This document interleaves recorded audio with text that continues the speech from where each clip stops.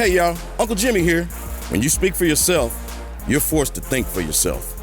And when you think for yourself, the sports world looks different.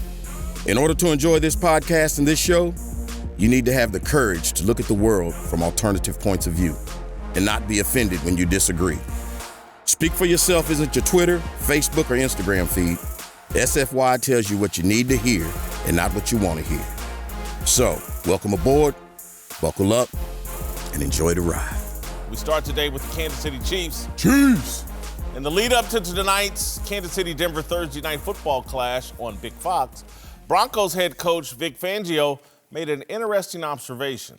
He compared Chiefs quarterback Patrick Mahomes to John Elway, my favorite football player of all time. It's an appropriate comparison.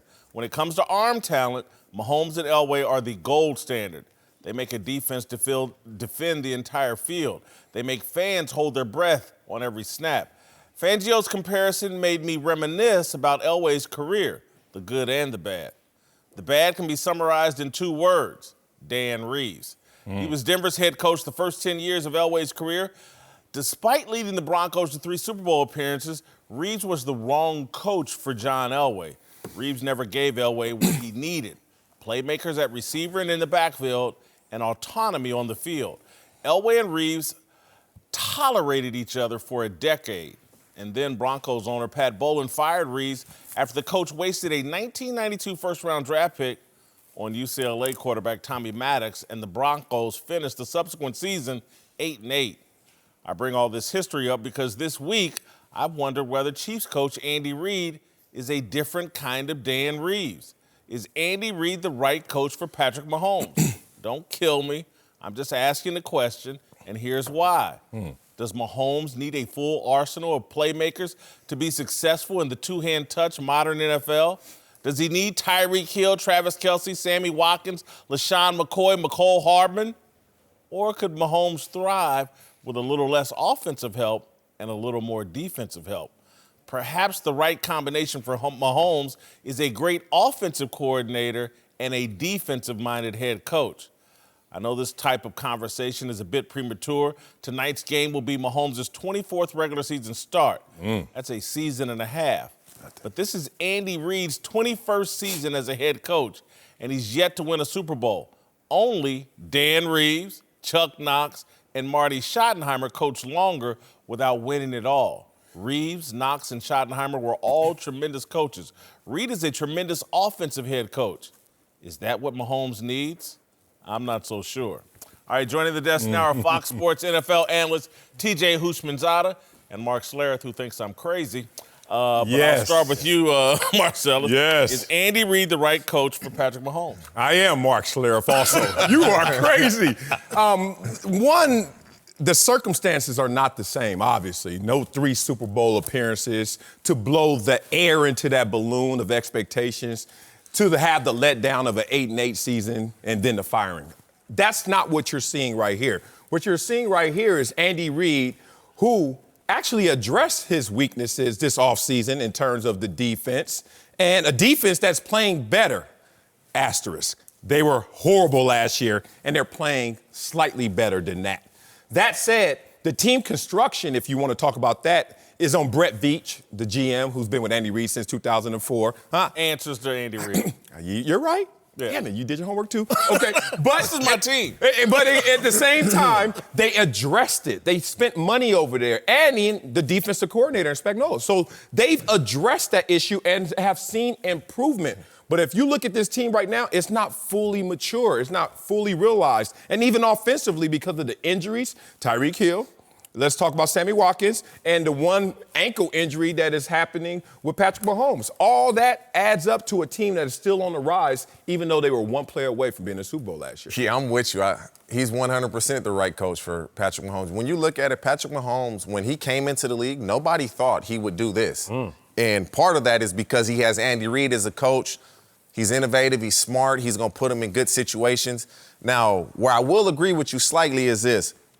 They don't need Sammy Watkins. And Sammy Watkins is on a pretty good contract. They don't need Sammy Watkins. He rarely is he healthy, and he helps you 3-4 times a year. because he's hurt so much. And so if they could get rid of Sammy Watkins and allocate that money to the defensive side of the ball, then that would help. This is why you're crazy, right? Like, the best thing you can tell your kids is... We want it all? No, I believe in you.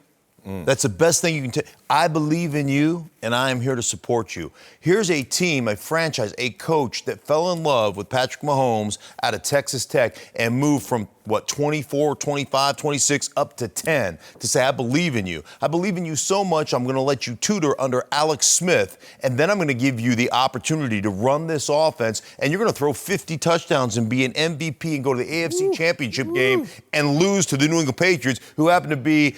that New England is Hogwarts, okay? That's what New England is, because they're magic over there. What they do, the formula they have, the secret sauce they have, I'm sorry, but they're that good. You went to an AFC Championship game with Patrick Mahomes. Andy Reid is absolutely the right coach. In his first year as a starter. Right. That's unheard of. And he's an innovator. He's a really good football coach. He's an excellent football coach. Dan Reeves and John Elway went to 3 Super Bowls. Not AFC championships, 3 Super Bowls. And Pat Bowlen figured out, you know what, this isn't good enough. And I need something different and better to max out John Elway.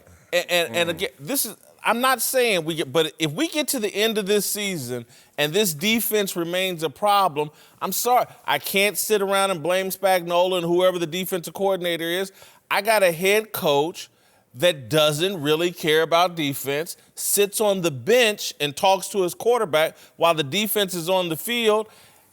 They have 2 bad inside linebackers. That's on Veach and Spagnuolo? No, and Andy Reid for one signing Hitchens away from the Cowboys and giving them all that money. Look, I'm not saying he's a bad coach. I'm just saying 21 years, look at the other coaches that have been this long that haven't won it. When you're a Super Bowl winning coach, you normally grab it within the first decade.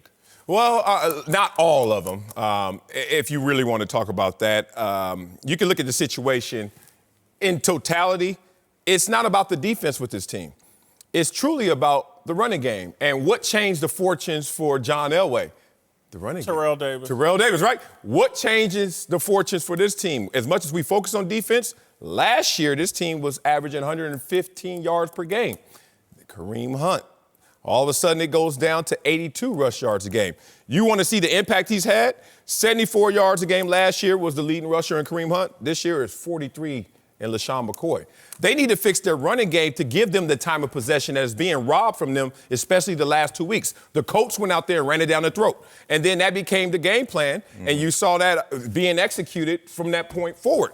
They need to get a balanced attack. I understand the defense will help them out tremendously, but what saved the Denver Broncos, my favorite team growing up, was a running back, and the same thing can happen here. Well, it's interesting that you bring it up, and TJ would be great to speak on this. One of the things that they're facing here the last couple of weeks is they're facing 8-man boxes, press man coverage. Guys are up in the face of the wide receivers. They're disrupting routes. They're disrupting timing. And that's happening because Right. Sammy Watkins is hurt, and Tyreek Hill hasn't been able to. You're not going to play Tyreek Hill like that. He's small, short in stature, but he plays big. And so when I say you don't need Sammy Watkins, it's not to discredit him. You can allocate that money to the defensive side of the ball. When you have Tyreek Hill and Travis Kelce, you really need 2 pass catchers on offense that can really threaten you.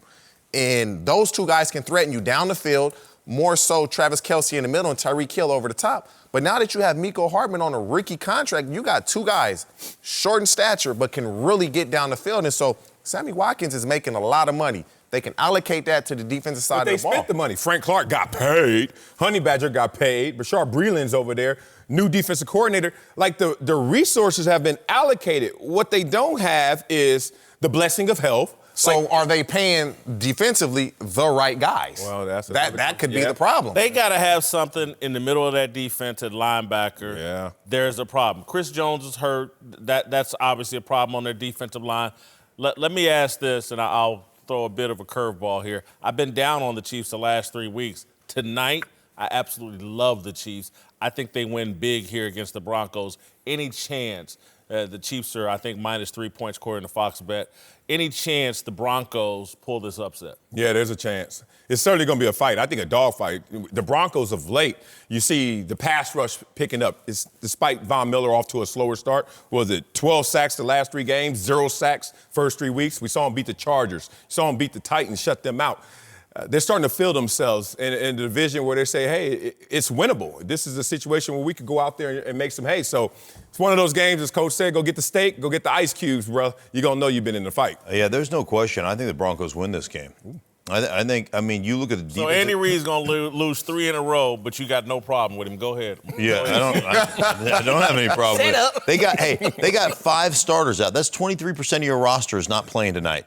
On a Thursday night, short week, health, you get and you got to travel. Joe Flacco versus Patrick Mahomes. The Chiefs win Joe tonight. Joe Flacco is playing good football, and it's not about Joe Flacco. It's about running the ball, setting up your play action, but it's about your defense. And what they've done on the defensive side of the ball, they have made some significant changes. Mike Purcell playing nose guard is playing really well for them. That let them move Shelby Harris out where he's naturally a defensive end. They've got Alexander Johnson playing the middle linebacker now. He's been outstanding. And their defensive backs now are pressing. They're starting to play, even though they play a ton of zone, they're pressing, they're challenging people at the line of scrimmage. This is a different defense than the defense that gave up, 4 losses in the first 4 weeks. To your point, they have held the other team scoreless for 9 consecutive quarters. Well, that's going to end in the first quarter tonight. Oh, really? Now, it's going. Now, I will say, right. It's a division game. When you play your divisional opponent, it's always going to be a tough game just because you know each other so well. Yeah. Denver, they're good on defense. If you look at the record, they got jobbed against Chicago. So they should be 2-4. They really could be 3-3. They lost a close one to Jacksonville. So Denver has lost some really tough games. With that being said, you can't really press Tyreek Hill. He's too quick and he's too fast. He has both going. Like DBs know I can press a guy when he's fast, or I got to be careful when he's quick. Tyreek Hill got both. Yeah. So you press him, start the fight song, it's touchdown. And they know that. They're going to keep somebody over the top. They have to keep somebody over the top. If they're going to press and try to disrupt, they got to have somebody over the top. He's too dynamic. Right. It will be a pretty good game, but I'm with you. I don't see how Andy Reid loses 3 games in a row, especially with Denver. Denver's offense can barely score points. Well, They can barely score points. You don't lose all 3 games in a row. You're losing one at a time. It's a little bit different. It's the same But result. when you're in that locker room and you lost 3 in a row, you like, man, we done lost 3 in a row. Right, but you are going against the 4th best defense, and you're without your starting offensive tackles. You guys tell me it again. It can happen. Tell me again what it's like to lose 3 games in a row in the locker room. I've never been there. Don't do this. Don't do this. I ain't never been there. I ain't never been there before. That's the old NFL. That's the old NFL. We played in parity with real talent. Y'all played back then with lopsided. You know what I'm saying? It was easy to dominate. No, on a serious note, and I think TJ makes the point, and Stink, I know you know this, the Broncos kick too many field goals. Their offense moves between the 20s. Yeah. That part is 100% true. You start kicking field goals, you're going to lose. Right. This is a desperate Kansas City team. Andy Reid, that team wants no parts of losing 3 straight. And then all of a sudden, the Raiders look halfway legitimate. Yeah. I think both teams are going to be desperate, but one team has Patrick Mahomes. That's coming off a bad game where they didn't score enough points. The Chiefs are going to score points tonight. I just don't see any way Denver does this. Well, I totally understand it, and that may be true. I mean, they've got to be able to run the ball. They got to be the issue that they have in the red zone is they don't control the seams. They don't have anybody like you get in the red zone. Denver. You get in the red zone, you got to be able to run it. You got to be able to control the seams. You got to be able to throw it in the seams. And they don't have a tight end or a 3rd wide receiver that scares anybody there. And that's been their big issue as far as scoring. Then you got to have great command and touch on the outside, and you have to be able to beat one-on-one out there.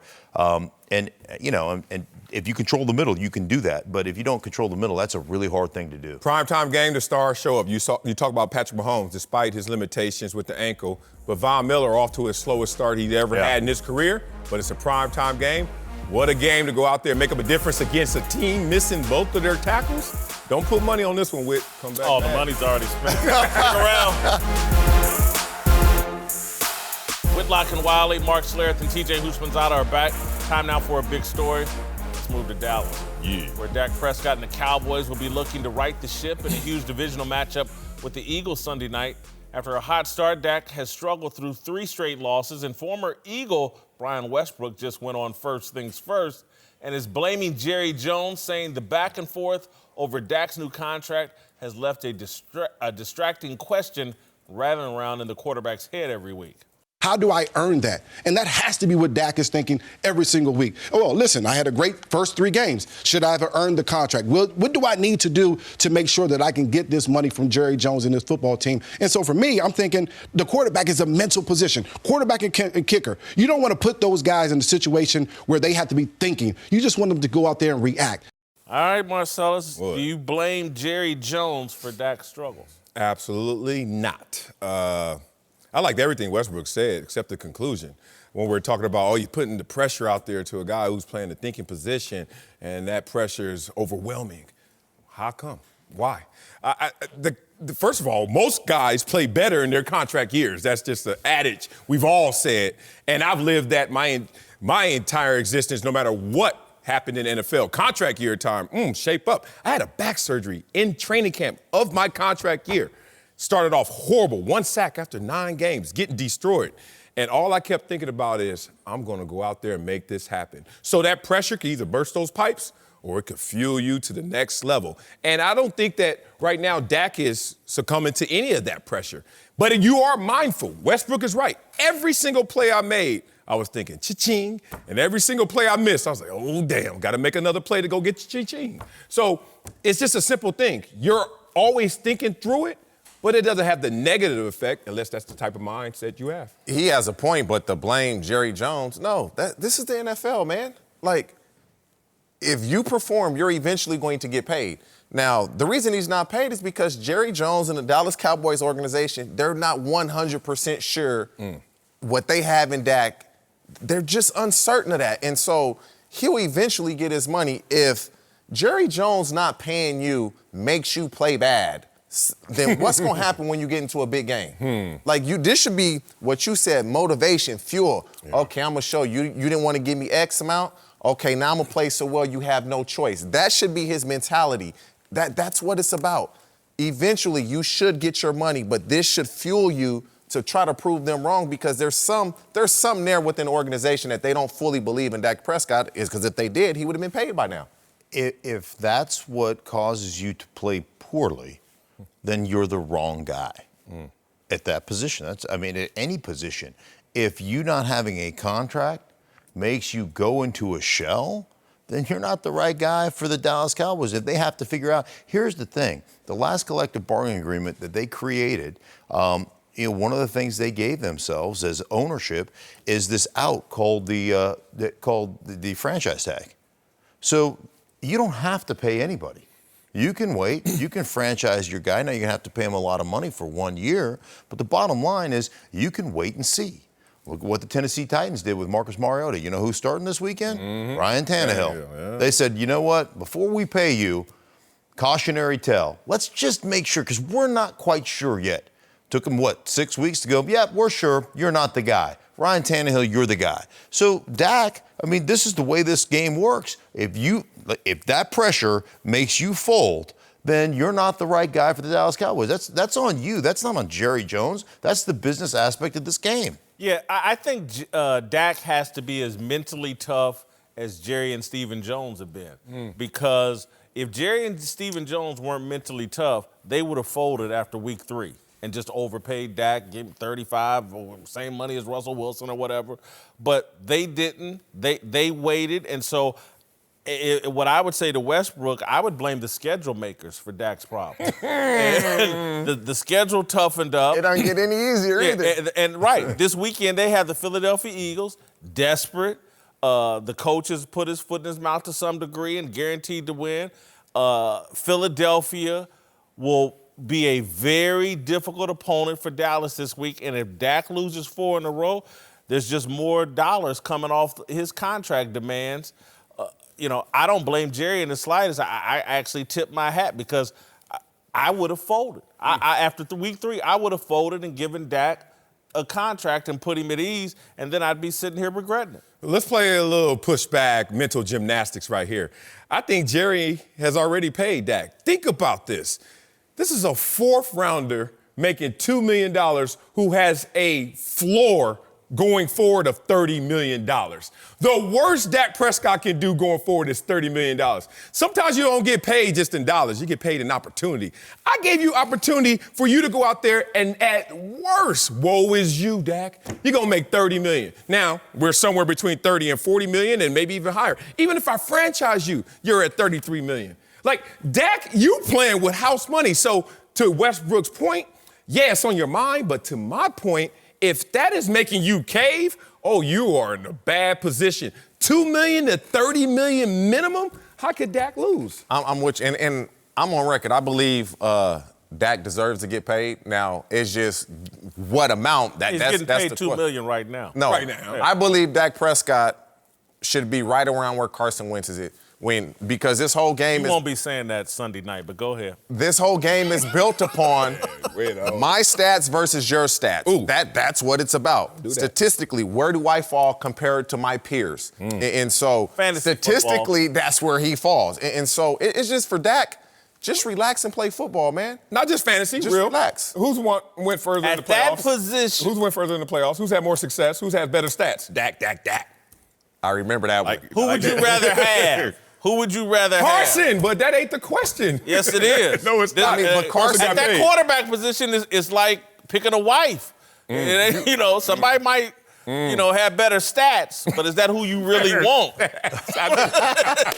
to clean that up. Is that who you really Better want? measurables. Better stats. Better measurables, but you better go got for some intangibles matter. Yeah. Well, Might be a thigh man. but here's the deal. Here's the deal with Dak, and here's the deal with Dallas Cowboys. They were built a certain way. They were built to run the ball. They were built to control the line of scrimmage. They were built to set up that play action stuff. And when they have that, Dak is exactly who you want to play quarterback. When that's not part of what's going on, so I understand the Dallas Cowboys situation. Like, you could have signed a contract. You could have probably made $30 million a year, or whatever that contract was that was sitting out there. You could have probably gotten somewhere in there. You know, that there was something. There was all kinds of reports, and sometimes they're fake money reports. But there was a big contract. But the bottom line is, I'm with you. You're going to get paid regardless.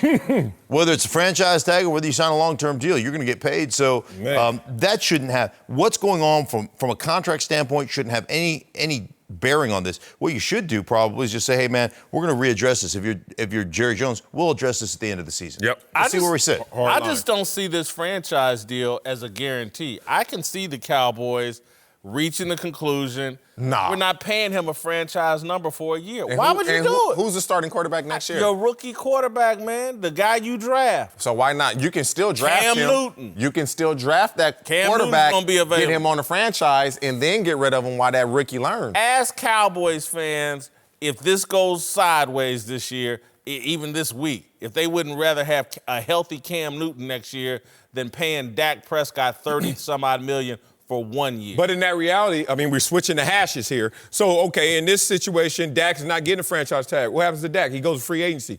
Dak's getting paid. By who? Name the team that's I going to don't pay him know the 30-some-odd team. million. I Name them. They're not out there. Everybody else with lesser stats has gotten paid. You're So- like, you know what? You sound just like Jerry when he said, oh, there's great demand for Jason Garrett. Really? Yeah, that's Really? true, too. That's true, too. Look, I'm not saying it's in Dallas. It's not obviously a great demand for We're him in the Dallas. league. After 9 or 10 years, there won't be great demand. There may be one team that makes a foolish decision on Jason Garrett, but there's not going to be, if this continues to go the way it is, there's not going to be a bunch of teams raising their hand to pay Dak $30 million. What about You Miami? only need one. Why you keep saying hands? What about Cincinnati? Why you keep saying $30 hands? million? Mike Brown? What about Tennessee? $30 million? I'm talking about $30 million. I'm just talking about teams that don't have quarterbacks. Well, and what you have to here's Go the thing. draft a rookie. You have to pay if you want a quarterback that has some experience. You have to pay whatever the going rate is for that position. He can get Case Keenum money. That was bad. Hey, he can get Case Keenum money. Case Keenum that year in Minnesota. You don't think that's He's not getting disrespectful? Kirk Cousins money. You look at what Case Keenum has done and what Dak Prescott. Thank I mean, you. that's no Yeah, comparison. don't do that to him, man. Don't do that. He's Kirk Cousins plus. He's getting at least that, right? And that's a guaranteed contract of $84 I don't know million. if he's Kirk Cousins. I didn't say he was. I said he's plus. I said he's more than Kirk Cousins. I know he's not Kirk Cousins. Case Keenum, closer. joined now by head coach of the XFL, Los Angeles Wildcats, Winston Moss, former NFL great. Yes, sir. Winston, good to have you here on the show. I'm looking forward to the XFL. I love football, all football. Yes, sir. You guys did something unique in the draft in terms of they assigned quarterbacks to the team. The quarterbacks weren't drafted. Why did they take that approach? First of all, let me don't come empty-handed. You know what Mama Let me said. extend my courtesies to you guys, my lords. Okay. It's my honor 2X, to present you. 3X. All right, you get that one. I'll take the 2X. I'll take it up. You know what I'm saying? Represent. Oh, I like that. Hey. Wildcats. Like this. Same deal, coaching shirts. So if we wear this at the stadium, we're coaching that day. We all wear coaches. No, you're not. No, you're not. All right. So why did they assign quarterbacks? Well, the XFL felt as though they gave us a list of quarterbacks that we would like to have potential in our team. And Luis Perez was our highest rated quarterback as a staff. And we got him, and we feel great about him. And not only that, but the XFL did a great job of organizing this draft totally. With the positional drafts first, and then the open drafts, I thought it was brilliant. Okay. I'm excited for it. Obviously, it's going to land here in Los Angeles and have a great impact. But the question you always hear is, why will this version of the XFL be different from the one previous? Better product. Better coaches? Better coaches. better value. Better pricing. We're going to have fun. It's going to be fan-orientated.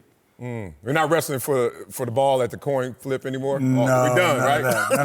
None of that. He hates me. No, none of that. None of that. Hey, there are a few little interesting rules differences in the XFL. Again, in terms of what we'll see as a fan, how will it look different than the NFL? It will look reimagined. We've tweaked some of the special teams. We've tweaked some of the after-point conversions. And that overtime is going to be something special. What's the overtime? If I tell you that, I gotta kill you. Like that? It's like that. Come on, coach. Amongst friends, amongst boys, amongst peers. It will be a penalty kick style. The simplest way I can say it, it will be a penalty style sort of setup, as in soccer. Somewhat soccer. So 11 on one side of the field, 11 on the other side of the field. You go to your score amount of points. Whoever gets the most points in a set of time, they win. Now, in part, you have this opportunity, respect, Coach, because of what happened in Green Bay, your former employer, and you had a tweet at the moment that, look at you. Well, you ain't got to look at this. We're going to put this tweet up right here, talking about Aaron Rodgers. Ponder this. Y'all can read it. Well, I've heard it before. And 2 days later, after this tweet, you had another opportunity to be an XFL coach. My point is this. I asked you, is Aaron Rodgers coachable? Yes. But I have my own issues with getting my quarterback in Luis Perez ready. Matt LaFleur has to deal with Aaron Rodgers and that whole deal, but I'm all XFL right now. Yeah. All right. Ex-NFL, right? The XFL, I respect. All right, let me ask you this then. There's a controversy that's hung over football in the NFL for the last 3 years. Colin Kaepernick can't get a job in the NFL. Would you welcome him, and would it be good for the XFL if Colin Kaepernick were to play in the XFL?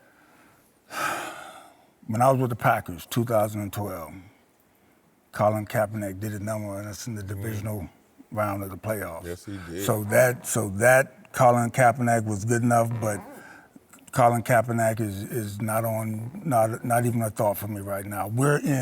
I'm in the mode of preparing my team. We had a big-time draft yesterday, an unprecedented draft. We drafted 71 players. 71 players. We were up from 5 a.m. to 10 p.m. every day for the last couple of weeks. Can't worry about no Colin Kaepernick. Can't worry about Colin Kaepernick. He's got his own problems. Are you saying that name like that on purpose?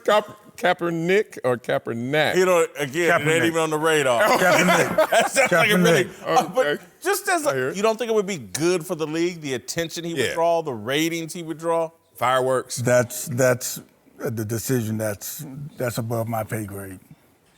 So how did this opportunity even come to fruition?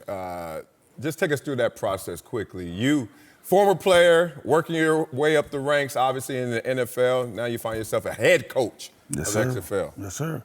I mean, Oliver Whitlock reached out to me, and we had a great conversation. He offered me the job, and I took it. Now, did you ask him, is his son available for the XFL draft at quarterback?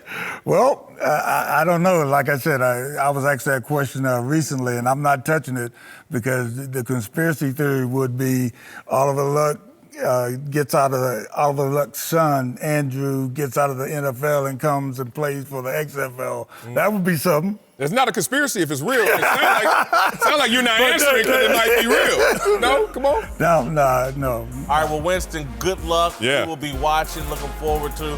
Hopefully I'll come out to a game and I'll wear my coaching shirt. You will come out to the game. You will come out to the game. Whitlock and Wiley, joined now by Fox NBA analyst Katino Mobley. Time now for Darnell's question of the day. Darnell, take it away. Yes, sir. Let's move to LeBron James, who is taking a lot of heat this week over his comments on China. But the heat isn't just coming from social media. People around the NBA has also been critical, with Lamar Jackson saying he was disappointed in LeBron, Doris Burke saying she was shocked by his answers, and Enos Cantor taking a veiled shot at LeBron as well, tweeting out, "I'm more than an athlete." I want to ask you guys, LeBron's been taking this much heat since the decision. Is this fallout from that worse than the decision? I think so. South Park went in on LeBron last night as well, making fun of his comments post-China. I think this is worse than the decision because I don't think that players around the NBA or even really most broadcasters tied to the NBA, they dealt with LeBron during the aftermath of the decision with kid gloves. There wasn't much of an attack. There wasn't much criticism. I think most people were just kind of excited about what he was going to do for the Heat.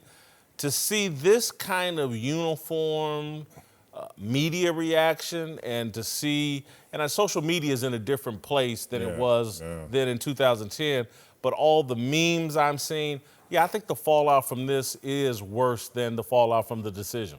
I think it's worse, but I don't want that to be a negative. I don't want that to land with a bad connotation. I had no reaction to the decision. It was a letter of intent show that raised $5 million at a Boys and Girls Club versus this, which is an international crisis of sort. So obviously this is going to be greater in that respect. So there's no comparison. But let's talk about why this is such an issue. And I love Mark Jackson for saying what I quote a lot, one of my favorite scriptures, be hot or be cold. Don't be lukewarm, in the middle, I'll spit you out my mouth. The reason why that comes into play, and I even said this a couple of days ago about LeBron in this situation, is he had an opportunity to either toe the company line, stay silent, relax. I was not pressed to hear from LeBron on this situation. And when I heard that he said something, my first thought wasn't what he said, is why is he saying something? And then, as Mark Jackson said eloquently, if you're going to say something, chips all in. And he didn't go company line and kept his chips, which I thought he should have. He went halfway through and didn't even go all the way in. And more importantly, started looking around the table to take shots at others. And that's where I think he got lost, right there in the middle of playing the woke card and playing the investment card. And he was, in that process, shown to be fraudulent because he didn't really apply himself to either one. This is apples to oranges, right? When it comes to what LeBron said about China and Daryl Morey to the decision. Apples to oranges. The decision was nothing, like you said before. I didn't think nothing of it. He's raised $5 million for Boys and Girls Club with a decision. That's nothing. This is more about human rights, right? So when he's explaining this, I think people really tore up the words and how he explained what was said by Daryl Morey. I think they tore that up in a way where he said, well, as far as the education, he's not educated enough. I don't think he meant intellectual education IQ. I think it was more so emotional IQ. So when Mark Jackson says this, you're either in or you're out, I'd rather deal with my backyard first before I go and deal with something else that I can't have no control over, because it's a bigger elephant in the room when it comes to those certain situations. So I think people really tore up what LeBron says, like they always do what LeBron say. When LeBron does or says something, there are always going to be critics. Just like if it's any team or any person that's held at a high stature, when they start saying certain things that certain people don't agree with, there will be, But Cutter, I just want to be clear that we can't dismiss the criticism of LeBron that's going on right now as like, oh, those are just haters. Because there are a lot of people that have supported LeBron, including Mark Jackson, including Doris Burke, who had something to say, including just about everybody that is like, man, this is odd. This is not what we expected. This doesn't meet our expectations. This wasn't handled in a savvy way. I think there's universal discomfort with how LeBron handled this, even from the people that defended him. And it certainly is apples to oranges in terms of the aftermath of the decision and the aftermath of this. The only thing, though, that is fair is like there was a level of backlash LeBron got for the decision and the way he handled his exit there.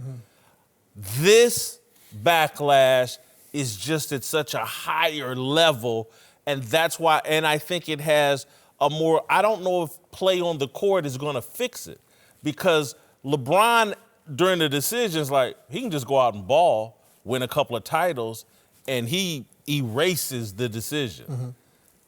Short of winning a title this year, I don't know if you can really erase the blowback from this in terms of the way people are going to view him.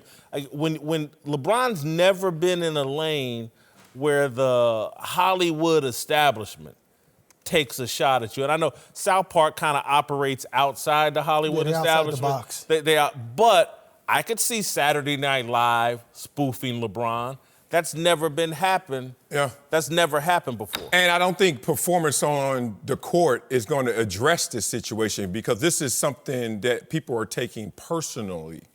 Well, I think this is more of a back office, though, right? Well, this, look. Because other people, think about this. Their fans, if he does well, fans won't really care.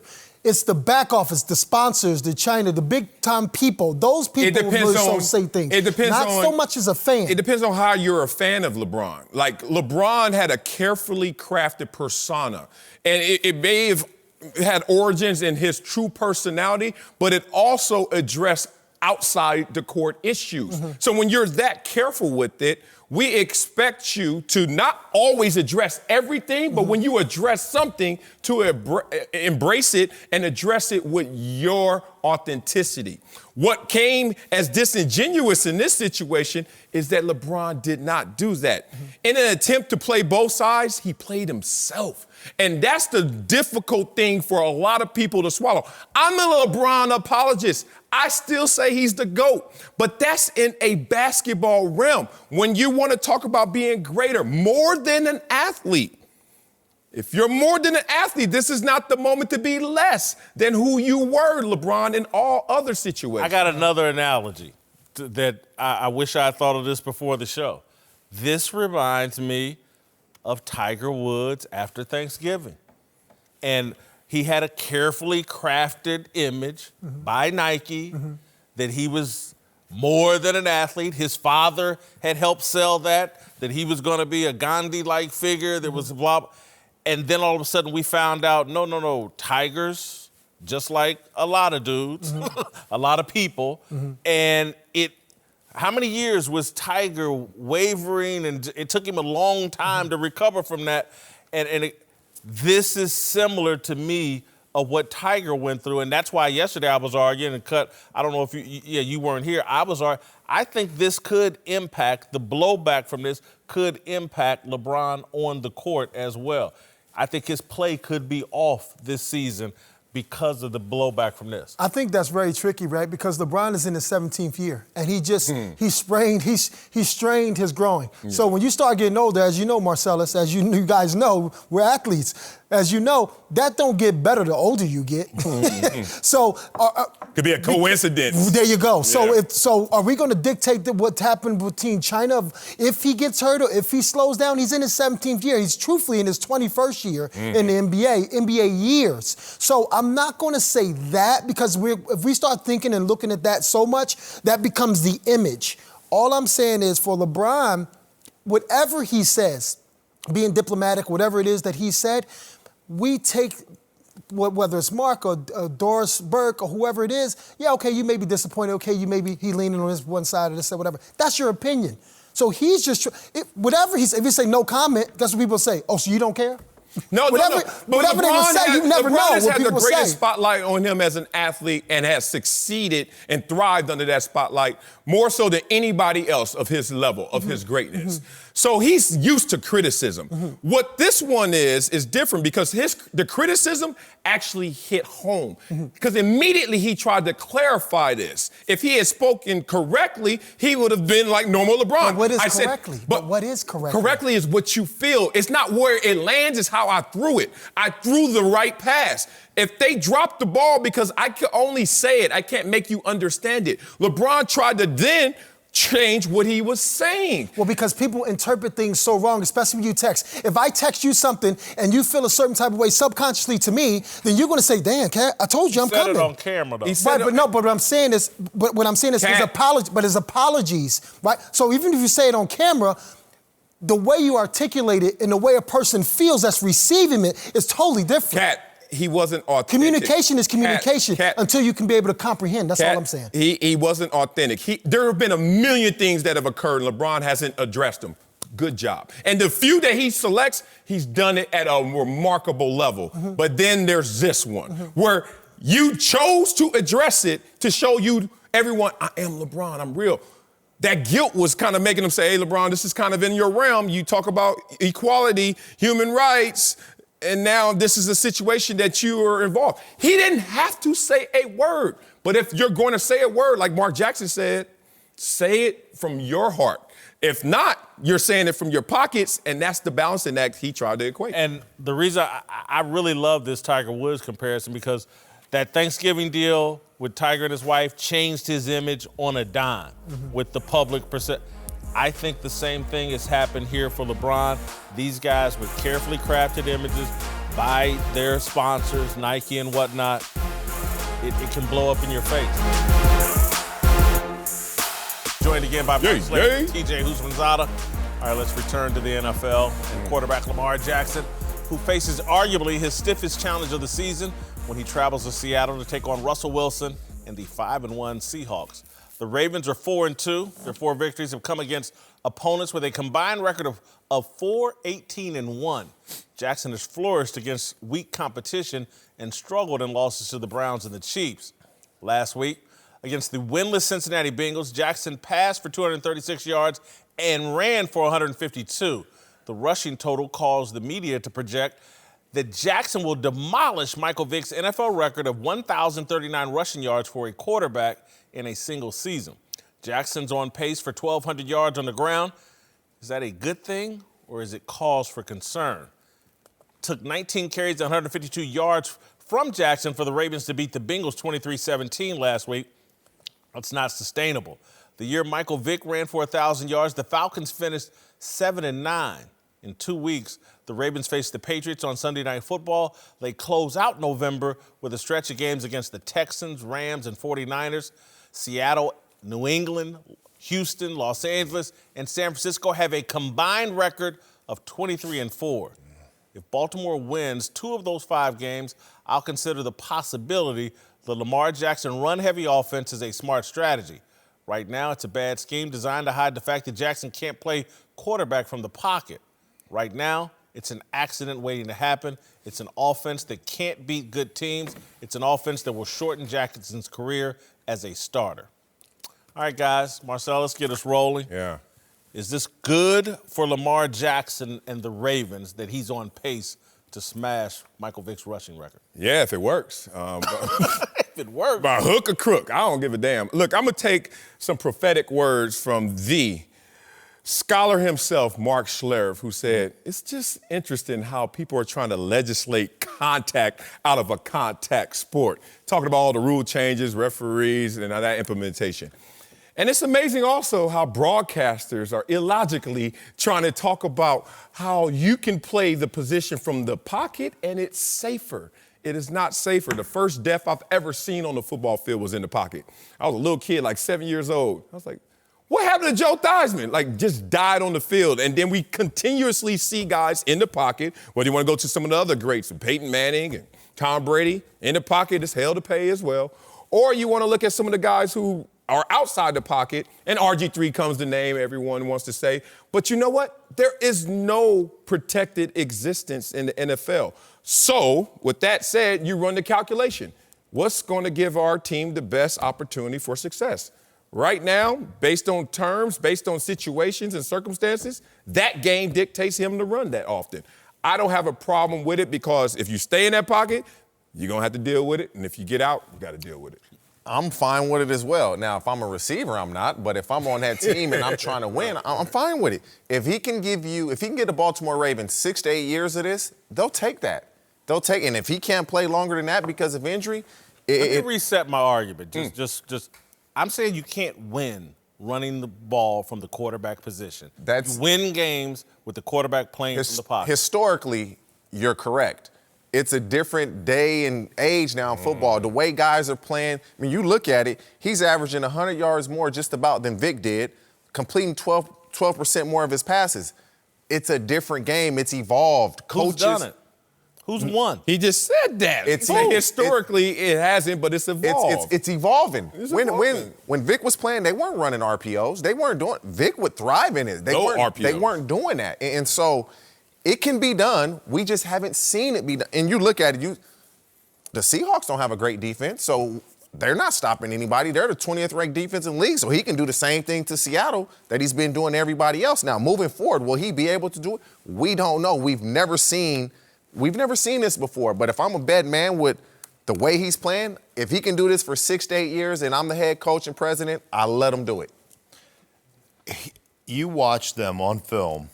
This is, I call it heavy spread, because there are 3 tight ends, there are fullback. I mean, they are big, they are strong. Like, I'm watching them and go, man, that's the best run. That scheme, whatever they did right there, that was one of the best. They'll get. It's like 7 guys on 4. I mean, you watch them, it's unbelievable what they're doing. And just when you think you saw one run that was the best run you've ever seen in your entire life, you're like, oh, wait, that run was better than the last one I just saw. Is it sustainable? Hell no, it's not sustainable. Because they ran him, I think, of the 19 rushes he's had last week, I think 15 of them, by my count, were designed quarterback runs. Now, some of them the outside. And how many did he take big hits on? A couple. That's not bad. But all I'm saying is, you get a couple more. You get a couple of those. Again, I don't know if I'm with you. I think he may last 6 years, and if you can get 6 great years out of him, great. And defending this is going to be exceptionally difficult for anybody. I'm going to go one more again. I just don't think you win this way. See, I'm with you. I don't think you win this. I don't think you win long-term this way. We've never seen it. I don't even think short-term. We've never seen it. I just think over a 16-game schedule, if you ask your offensive linemen and tight ends to play this way, the run game is a more physical game. And they prefer it, though. Tell me if I'm wrong. Offensive linemen rather run block than pass block all day. Over a 16-game schedule, though, when you're playing a more physical brand of football than everybody else on that side of the ball, I just think it's going to lead to deterioration and a lack of efficiency and execution.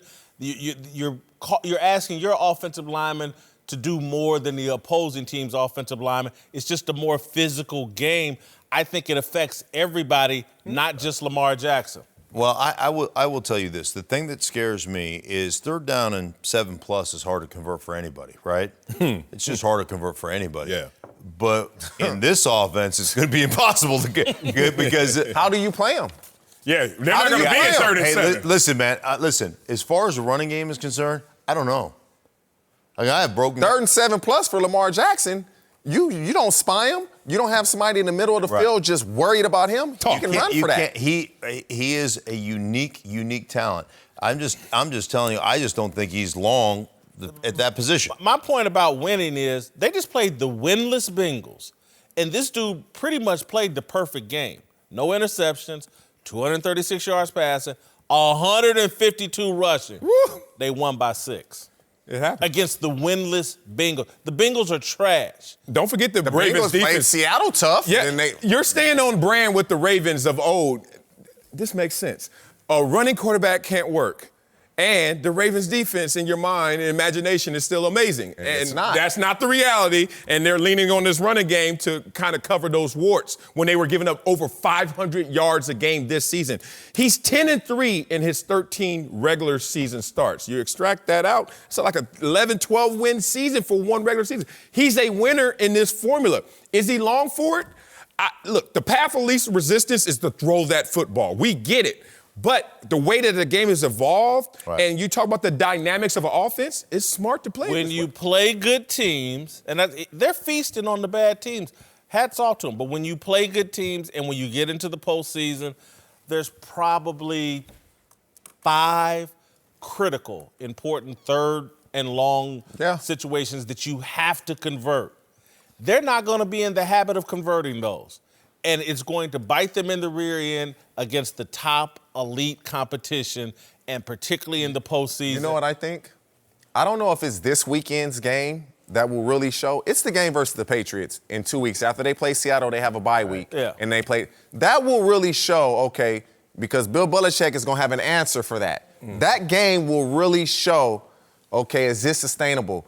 Can he really beat a good team? Because Seattle, they're a good team, but they're the 20th ranked defense. They're not world beaters. Their D-line, like, they've got some issues, but I will say this about Seattle. Their 3 linebackers, and they will match up their 3 linebackers. They're fast. Their 3 linebackers are as good as there is in this league. Bobby Wagner's going to feast. Bobby Wagner, KJ Wright has been amazing, and Kendricks has been unbelievable as well. So that part is going to be an intriguing aspect to this match. Monday's show is going to be fire because y'all about to eat these words. All right, what's up, Darnell, with the Super 6 this week? Yes, sir. Before the Chiefs and Broncos kick off tonight on Fox, be sure to download the Fox Sports Super 6 app and play for free for a chance to win Terry Bradshaw's 25 G's. One of the questions for tonight's game is, which team will win by how many points? Whitlock, Marcellus, who you got? Oh, this is so easy. Yeah, right. Chiefs 31, Broncos 18. Oh, they need to put our records underneath because I'm undefeated so far, destroying this game right here. I need my money, Terry. 27-23, go Chiefs. So you got them to cover as well. All right. Whitlock and Wiley, TJ Houshmandzadeh's back. Let's move to the Cowboys. Sponsored by the Spark Cash Card from Capital One. The Cowboys will be looking to snap their 3-game losing streak in a huge matchup with the Eagles Sunday night, but they might be without Amari Cooper, whose status is up in the air with a quad injury, which got Michael Irvin speculating that his old team might actually be desperate enough to consider signing Antonio Brown. And you know what? I think Irvin's right. Michael Irvin's I think right the on this playmaker is right. My dog. I could see them getting desperate enough to sign Antonio Brown. This is a Super Bowl or bust year for Jerry Jones and for Jason Garrett.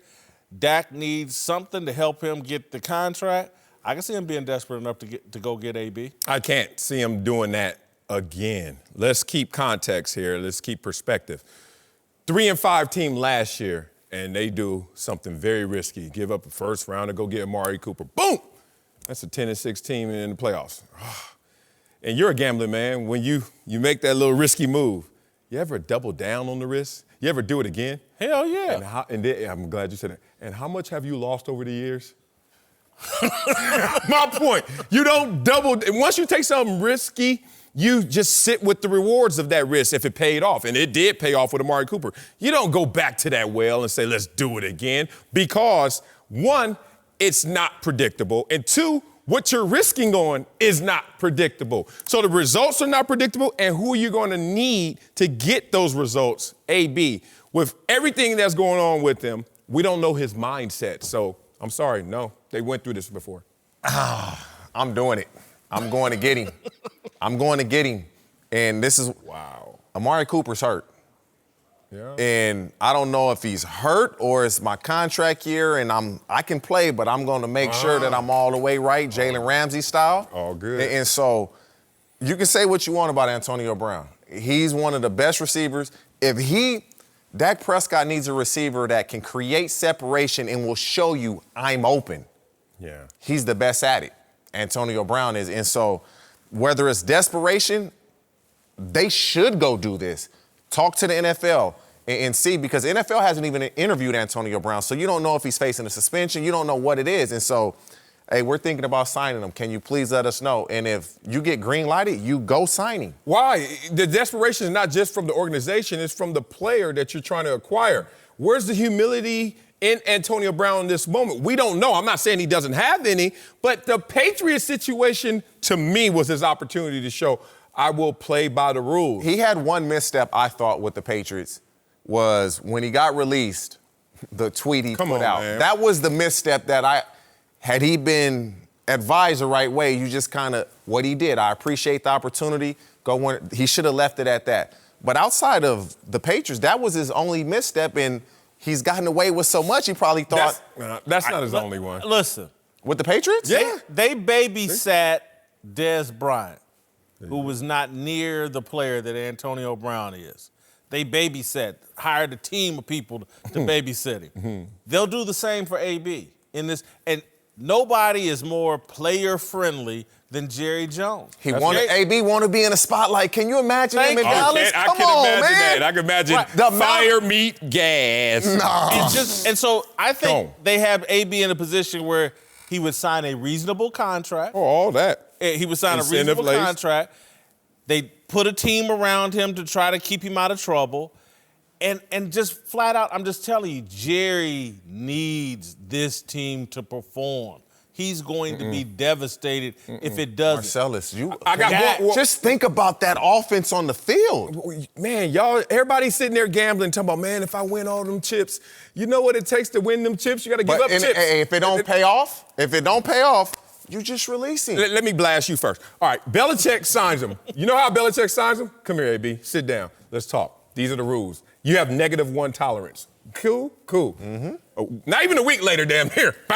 Messed all that up. Okay, let's come to you now. We're going to build this team around you, AB. And damn, we got a team around you, but your biggest issue is really like social media. We don't know everything else. Okay, we got to stay in communication with you, so you keep your phone.